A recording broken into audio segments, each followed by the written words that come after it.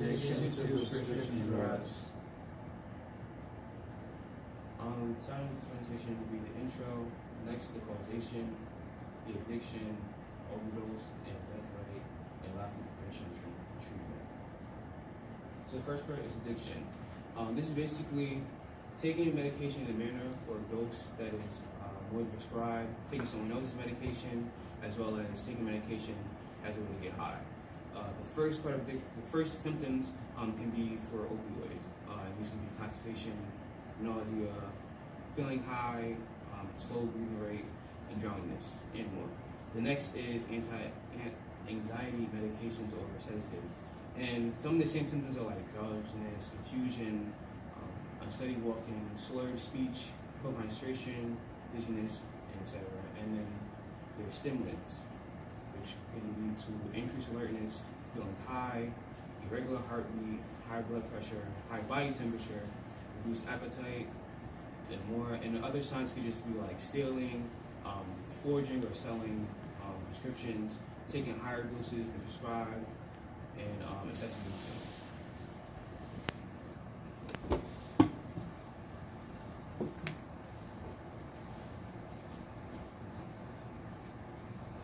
Okay, causation.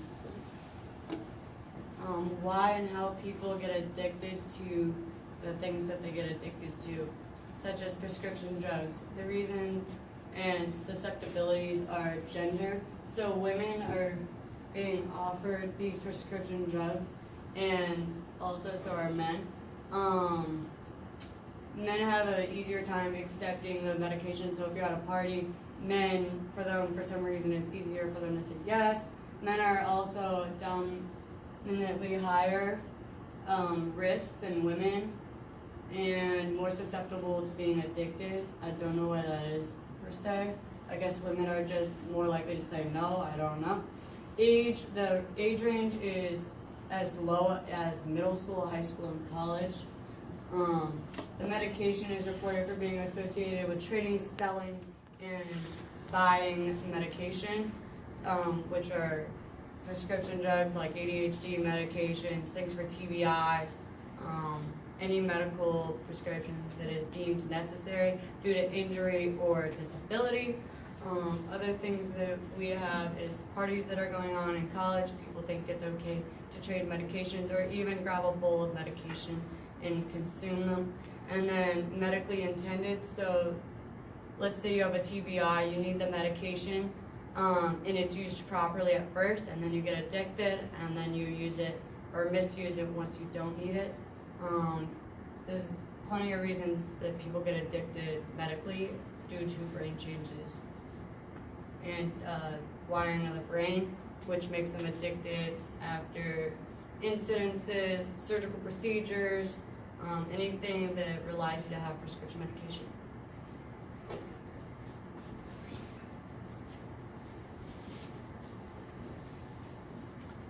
Overdose and death rate. Overdose in the past decade has increased in prescription drug use. About 20% of adults say they use prescription drugs recreationally, so they take them on a day-to-day basis. Overdose can be to harm oneself. It can be to relieve more pain that they're already feeling. Overdose can also be accidental due to many factors. If you drink alcohol and sleeping pills, if you give a child a adult dosage, that can also cause overdosage. And if elderly have dementia, they can forget they took a pill that day and take too many pills in that day. There are many symptoms that show signs of overdose. Some examples are mental and emotional changes, also physical changes, nausea and vomiting, passing out, and very many more. The amount of people that die from prescription drugs has also been in the rise. From 2002 to 2017, the death rates of prescription drugs have raised about 40,000 and increasing in both men and women. They didn't focus on one gender.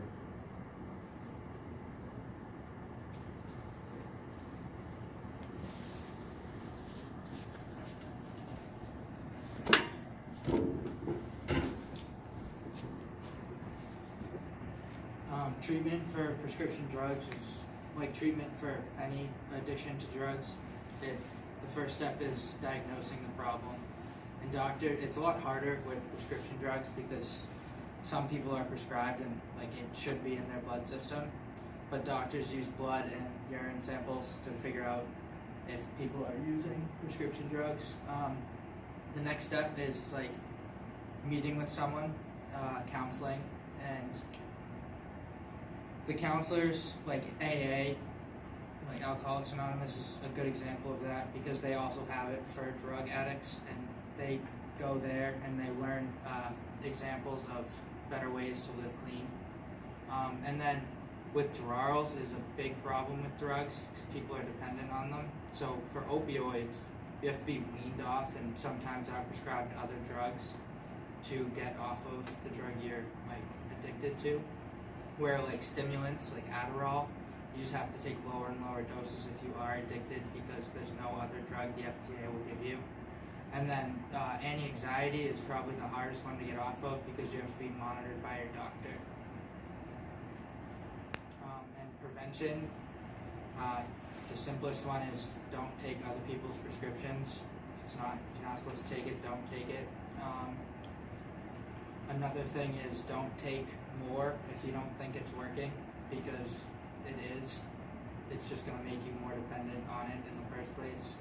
If your prescription, like if you don't feel pain anymore and you still have prescription, don't keep taking the pills because you're going to build up a dependence. If you don't have pain, don't take painkillers.